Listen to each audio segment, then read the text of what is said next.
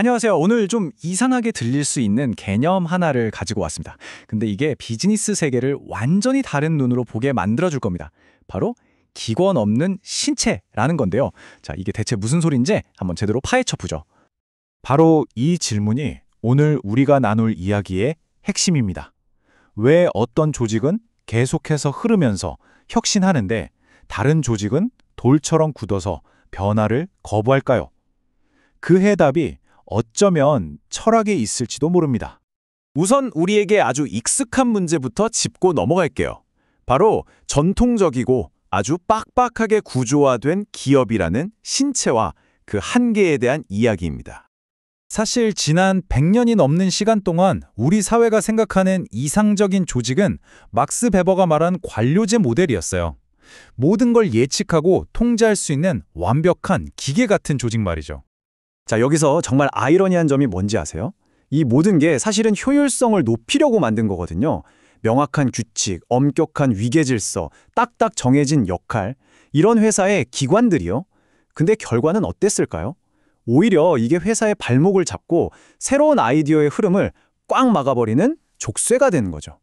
우리 몸의 장기들이 딱 자기 할 일만 하고 다른 건 전혀 신경 안 쓰는 것처럼 말이에요.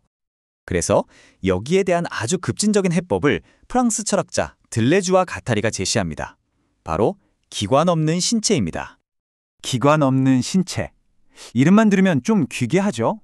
근데 이게 무질서나 혼돈을 말하는 게 절대 아니에요. 오히려 그 반대에 가깝습니다. 뭐랄까? 아직 어떤 장기로 분화할지 결정되지 않은 줄기세포 같은 상태를 떠올려 보세요. 심장이 될 수도 뇌가 될 수도 있는 그 순수한 잠재력. 바로 그런 상태인 거죠. 조직이 이 부서는 이 일만 해, 저 사람은 저 역할만 해.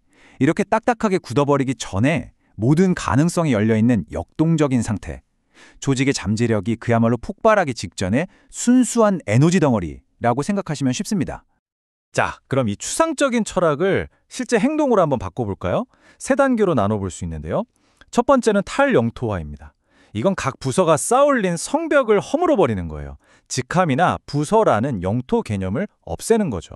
두 번째는 흐름의 해방입니다. 정보와 아이디어가 특정 부서에 갇히지 않고 자유롭게 흐르도록 물꼬를 터주는 겁니다. 그리고 마지막으로 이렇게 자유로워진 흐름 속에서 새로운 연결과 과정들이 마치 살아있는 생물처럼 자연스럽게 생성되도록 지켜보는 거죠. 자, 그럼 이론은 이쯤 하고 실제 기업들이 이렇게 추상적으로만 보이는 아이디어를 어떻게 현실에서 강력한 무기로 사용하고 있는지 한번 보겠습니다. 첫 번째 사례는 바로 고어텍스로 유명한 WLG 고어입니다. 이 회사는 놀랍게도 1958년에 처음 세워질 때부터 기관 없는 신체 원칙으로 운영되어 왔어요. 고어의 조직 구조를 보면 정말 놀랍습니다. 공식적인 직함도 상사도 없어요. 모두가 그냥 동료일 뿐이죠. 팀은 필요에 따라 프로젝트 중심으로 자연스럽게 만들어지고 소통은 누구의 허락도 필요 없이 동료 간에 직접 이루어집니다. 이 격자 구조가 바로 기관 없는 신체를 현실로 만든 건데요. 정보는 통제 없이 흐르고 아이디어는 자유롭게 합쳐집니다. 그 결과가 어땠을까요? 고어는 수십 년 동안 가장 일하기 좋은 기업에 뽑히면서 동시에 고어텍스 같은 혁신을 끊임없이 만들어내고 있죠. 다음은 더 놀라운 사례입니다. 관리자를 아예 없애버리고도 엄청난 성공을 거둔 토마토 가공 회사 모닝스타입니다. 모닝스타의 핵심은 바로 이겁니다.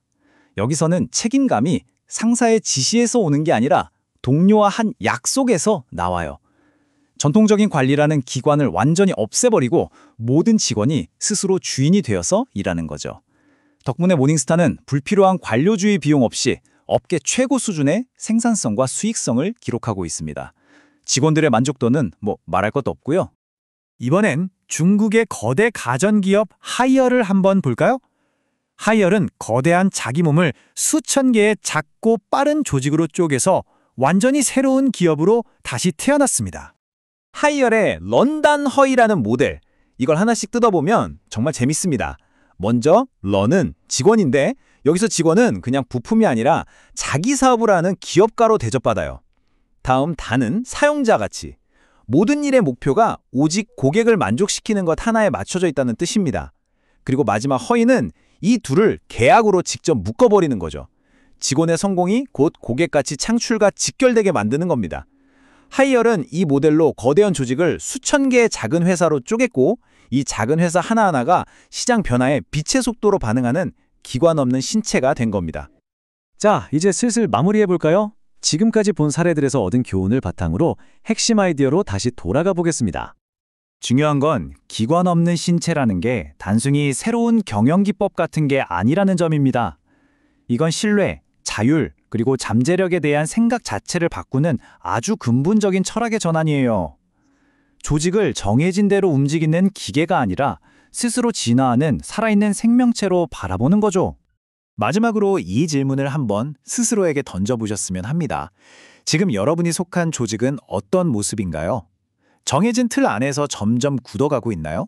아니면 매일매일 새로운 무언가로 끊임없이 되어가고 있나요? 여러분의 조직 안에 잠자고 있는 그 흐름과 생성의 잠재력은 과연 어디에 있을까요?